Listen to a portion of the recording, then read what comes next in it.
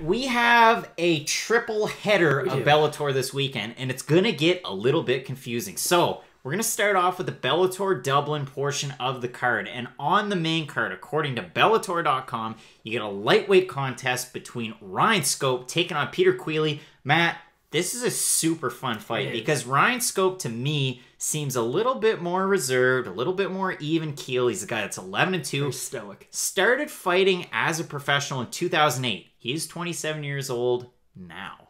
Yeah, that was a long time ago. Taking on Peter Queally, who's like the Jimmy Hart of Ireland. He's the mouth from the south. This guy will freak out. He is not even keel whatsoever. No.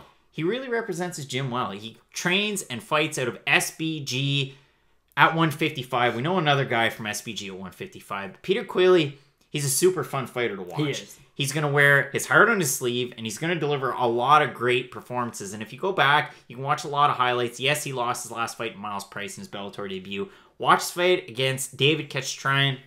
Crazy one-punch knockout where he had to look at the referee to end the fight. But Matt, what can you tell us about a guy in Ryan Scope? Ryan Scope was kind of introduced to more of a mainstream audience with his last fight against the larger of the Pitbull brothers. The worst of the Pitbull brothers, but still, it was a really fun fight. It was in the main event of that. He got dropped in the first round, but he showed a lot of heart and a lot of grit. He came back, he fought to a split decision in the end, did lose that, but I mean, if you lose to Pitbull in your Bellator debut by split decision, you're doing something right. And it really means that you're on the right track, and at 27, you're only getting better. I mean, still, for MMA, you're really young, and I feel like with a win over Peter Queally, it's going to show off even more of the skills that he has.